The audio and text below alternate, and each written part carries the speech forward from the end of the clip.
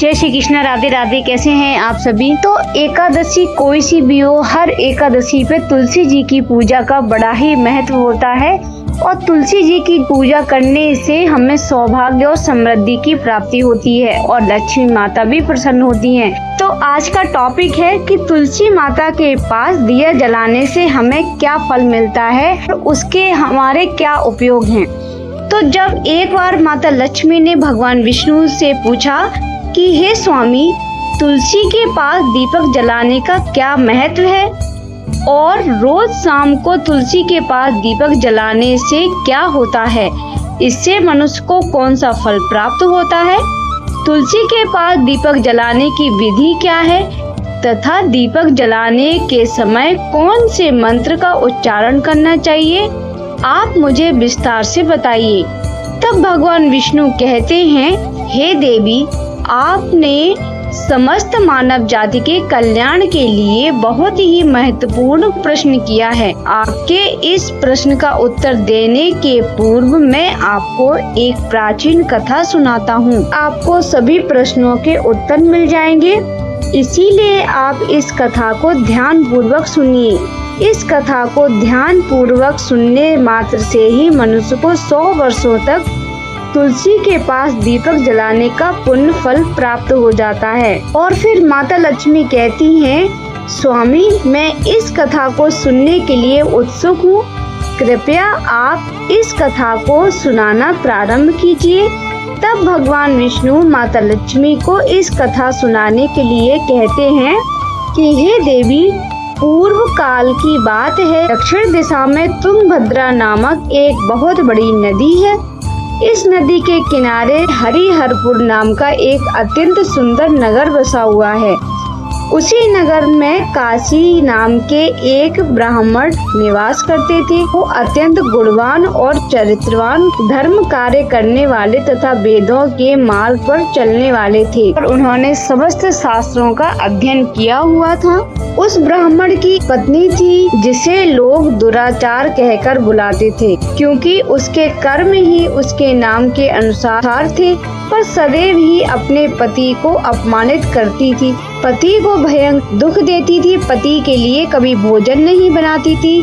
उसने अपने पति के साथ कभी शयन नहीं किया और कभी उसके साथ प्रेम से व्यवहार भी नहीं किया था। पति के लिए परिवार के लोग घर पर आते तो वह सभी को अपमानित करके भगा दिया करती थी और स्वयं काम भाव से उन्मत्त होकर निरंतर सभी से दुर्व्यवहार विचार रखती थी। जो भी अन्य दुर्व्यवहारी स्त्रियां थी वह उसके साथ में घूमा करती थी। उसका मन पति को छोड़कर पराये पुरुषों में लगा रहता था। उसने कभी भी अपने पति को प्रेम से नहीं देखा, ना ही कभी प्रेम से बात की, किंतु पराये पुरुषों के संग बैठकर बातें करती थी। पराये पुरुषों को मोहित करने के लिए सज धज कर गाँव में घूमने जाया करती थी। कभी वह वन में, कभी वृक्ष के नीचे खड़ी रहकर सुंदर पुरुषों की राह देखने लगती थी और किसी दुष्ट पुरुष को मोहित करके के संग भोग विलास किया करती थी। और एक दिन वह दुराचारी श्री वन में जाकर एक वृक्ष के नीचे खड़ी हो गई। उसका चित्त काम से भरा था। वह किसी सुंदर कामी पुरुष की राह देख रही थी, किंतु बहुत समय निकलने के बाद उसी स्थान पर कोई पुरुष नहीं आया, इसीलिए वह अत्यंत दुखी हो गई और प्रियतम की खोज में इधर उधर देखने लगी। उस दिन उसका सारा परिश्रम व्यर्थ हो गया। वहाँ पर खड़ी होकर वह नाना प्रकार की बातें कहकर विलाप करने लगी। आज तो इस मार्ग से कोई भी सुंदर पुरुष नहीं आया, अब मैं कैसे अपने काम वासना को शांत करूं और आज की रात कैसे बीतेगी। और जोर जोर से विलाप करके वह रोने लगी। उसी घने जंगल में एक भयानक बाघ निवास करता था। उस पापिनी स्त्री की आवाज सुनकर वह जाग गया और उसका भक्षण करने के लिए उसके पास आ गया और उस भयंकर बाघ को देखकर उस स्त्री के पसीने छूटने लगे। वह भय से थरथर कांपने लगी। वह स्त्री कुछ कहती इतने में ही वह बाघ ने अपने पंजे से उसे घायल कर दिया और स्त्री जमीन पर गिर पड़ी। जमीन पर गिरते से ही वह स्त्री चिल्लाने लगी, और बोली, अरे बाघ, तू किस लिए यहाँ पर आया है? मुझे क्यों मार रहे हो? यहाँ पर अपने प्रियतम की खोज कर रही हूँ। मेरा भक्षण करके तुम्हें क्या मिलेगा? उस स्त्री की यह बात सुनकर वह भयानक बाघ क्षण भर के लिए रुक गया और हंसते हुए बोलने लगा कि हे दुष्टा, आज विधाता ने तुझे मेरा ग्रास नियुक्त किया है। तुझ जैसी पापिनी स्त्रियों का भक्षण करना ही मेरा काम है, तभी तुझे इस शरीर से मुक्ति मिलेगी। वह स्त्री कहने लगी, बाघ, तुम कौन हो? मुझे सच सच बताओ, तुम किस कारण से बाघ की योनि में जन्म लेना पड़ा? मुझ जैसी स्त्री का भक्षण क्यों करते हो? पहले मुझे सारी बात बताओ, फिर मेरा भक्षण करो। फिर बाघ कहने लगता है कि हे पापिनी, मैं तुझे मेरे पूर्व जन्म का किस्सा सुनाता हूँ, किस कारण मुझे इस वन में बाघ का जन्म लेना पड़ा। पूर्व काल में दक्षिण देश में एक नदी थी। उस नदी के तट पर एक नगरी हुआ करती थी। उस नगरी में मैं निवास करता था। मैं एक ब्राह्मण का पुत्र था और नदी के किनारे बैठकर यज्ञ आदि का कार्य किया करता था। उस समय मैंने उस जन्म में अनेक पापियों के लिए यज्ञ किया, उस पापियों के घर का भोजन किया। मैंने धन के लोभ में अनेक पापियों के लिए कार्य किया, किंतु जिन वस्तुओं का दान ब्राह्मण को नहीं लेना चाहिए था, उन वस्तुओं का भी दान मैंने लिया।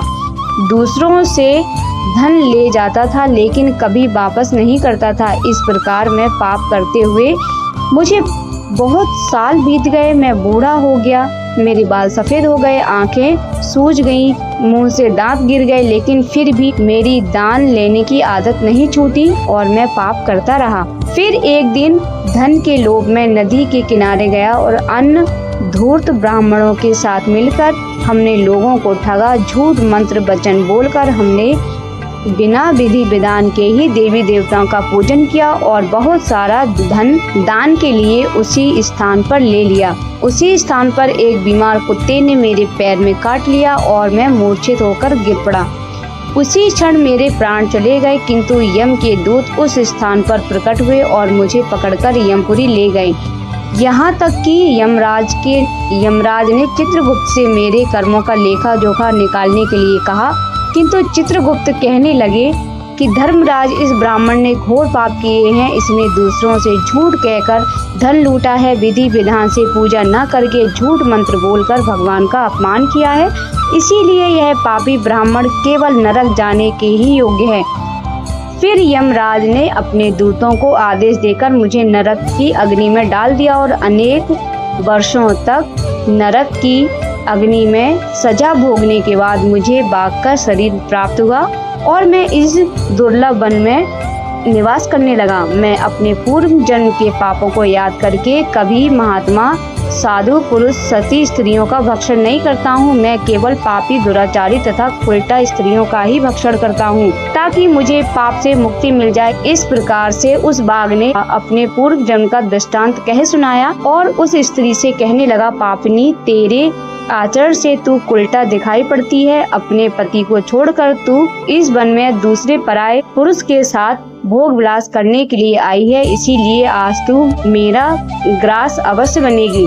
इतना कहकर उस बाघ ने अपने तीक्ष्ण नाखून से उस पापी स्त्री के टुकड़े टुकड़े करके उसको खा लिया। उस स्थान पर यम के दूत प्रकट हुए और उस पापनी स्त्री को उठाकर यमपुरी ले गए।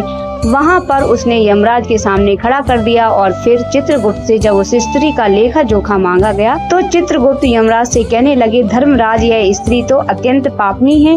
इसने घोर पाप किए हैं, इसने व्यभिचार किया है, इसने अपने पति की कभी सेवा नहीं की, इसने अपने पति को भूलकर पराये पुरुषों के संग भोग विलास किया करती थी। उसके पाप को सुनकर यमराज ने उस स्त्री को अग्नि भरे हुए कुंडों में डालने का आदेश दिया। अनेक वर्षों तक जब उस कुंड में पकाया गया, फिर उसे निकालकर दूसरे नरक में डाल दिया गया। इस प्रकार उसे अनेक वर्षों तक अलग अलग नरक कुंडों में डालने के बाद वह महापापिनी स्त्री पुनः पृथ्वी लोक पर आकर चांडाल के घर में जन्म लेकर वह फिर से अनेक पाप करने लगी। वह व्यभिचार करने लगी और पापी पुरुषों के संग विहार करने लगी। कुछ समय बाद पूर्व जन्म के पापों के कारण उसे कोढ़ का रोग हो गया। वह भयानक पीड़ा सहन करने लगी। उसका अंग अंग जलने लगा, उसके नेत्रों में पीड़ा होने लगी। इस दुख को सहन करते हुए दिन रात बीतने लगे। फिर एक दिन वह तीर्थ में स्नान करने के लिए अनंतपुर में चली गई। वहाँ पर एक आश्रम के बाहर निवास करने लगी। वहाँ उस आश्रम में एक तुलसी का पौधा था। उस अन्य स्त्रियों को वहाँ तुलसी के पास दीपक जलाने को देखकर उस पापी स्त्री ने भी वही किया। तुलसी के पौधे के पास एक दीपक जला दिया और उसी रात हृदयघात से उसकी मृत्यु हो गई और यमराज के दूत उसे लेकर जाने लगे। वहाँ यमराज के दूत उसे ले जाने के लिए वहाँ प्रकट हुए। जैसे ही यम के दूत उस पापी स्त्री के प्राण बांधकर ले जाने लगे, तभी भगवान विष्णु के दो पार्षद उस स्थान पर प्रकट हुए। उन्होंने उन दोनों को रोक दिया और कहने लगे, दूतों, इस स्त्री को तुम छोड़ दो, यह स्त्री नरक जाने योग्य नहीं है। तब उन दूतों ने पूछा, तुम किसके आदेश से ऐसा अधर्म कर रहे हो? यम के दूत कहने लगे, पार्षदों, हम यमराज के आदेश से उस पापी स्त्री को उठाकर ले जा रहे हैं, किंतु आप हमें किस कारण से रोक रहे हैं? यह अत्यंत पापी है, इसे नरक में ले जाने की आज्ञा मिली है। फिर पार्षद कहने लगे, दूतों, यह तो श्री विष्णु की भक्त है, यह नरक जाने योग्य नहीं है। इसने शाम को तुलसी के पास दीपक जलाया है, इसी कारण इसके समस्त पाप नष्ट हो गए हैं, इसीलिए अब वह नरक जाने योग्य नहीं है, वह स्वर्ग जाने की अधिकारी बन चुकी है। विष्णु जी के पार्षदों की बात सुनकर यमदूत ने फिर उस स्त्री को वहीं छोड़ दिया और यम लोग जाकर यमराज को सारा वृत्तांत कह सुनाया। और फिर उन पार्षदों ने उस स्त्री को दिव्य विमान पर बिठाकर स्वर्ग लोक ले गए। भगवान विष्णु कहते हैं, हे देवी, इस प्रकार ये तुलसी के पास केवल दीपक जलाने मात्र से ही मनुष्य के सभी पाप नष्ट हो जाते हैं। जो स्त्री नित्य शाम को तुलसी के पास दीपक जलाती है वह सौभाग्यवती बनती है, उसके पूर्व जन्मों के सभी पाप नष्ट हो जाते हैं, उसे सुख समृद्धि की प्राप्ति होती है। रोज तुलसी के पास दीपक जलाते समय इस मंत्र का उच्चारण करना चाहिए, ओम तुलसी देवाय च विद्महे विष्णु प्रियाय च धीमहि तन्नो वृंदा प्रचोदयात्, जिसका अर्थ होता है, विष्णु प्रिय तुलसी, मैं आपको नमन करती हूँ, आप मुझे उच्च बुद्धि दे। हे वृंदा, आप मेरे मन को रोशन करें। भगवान विष्णु कहते हैं, हे देवी, हजारों अमृत के पेड़ों से नहलाने पर भी श्री हरि विष्णु को उतनी तृप्ति नहीं होती है जितनी मनुष्यों के द्वारा तुलसी पत्ता चढ़ाने से प्राप्त करते हैं। 1,00,000 गोदान से मानव को फल प्राप्त करता है, वही फल तुलसी पत्र के दान से प्राप्त कर लेता है। जो मृत्यु के समय अपने मुख में तुलसी का पत्र या जल पा लेता है, वह संपूर्ण पापों से मुक्त होकर भगवान श्री हरि विष्णु के धाम जाता है। हिंदू धर्म में तुलसी के पौधे का महत्व सबसे अधिक है। इसकी सबसे पहले पूजा भगवान विष्णु ने की थी। भगवान विष्णु कहते हैं कि जिस प्रकार से देवी लक्ष्मी से बैकुंठ को ऐश्वर्य प्राप्त होता है, उसी प्रकार बैकुंठ में तुलसी के कारण ही पवित्रता प्राप्त होती है। पृथ्वी लोक पर जिस स्थान पर भी तुलसी का पौधा होगा, उस स्थान पर कभी बुराई का वास नहीं होगा। ऐसा स्थान सबसे अधिक पवित्र होगा। इसी कारण से हमें हमारे घर में तुलसी का पौधा अवश्य लगाना चाहिए। इस प्रकार से भगवान विष्णु ने तुलसी के पास दिया जलाने का महत्व बताया। तो भक्तों, ये थी तुलसी से जुड़ी हुई विशेष और महत्वपूर्ण जानकारी। अगर आपको ये जानकारी पसंद आए तो आप मेरे वीडियो को लाइक करिए, चैनल को सब्सक्राइब करिए। तो मिलते हैं अगले वीडियो में, तब तक के लिए जय श्री कृष्णा, राधे राधे, श्री हरिदास।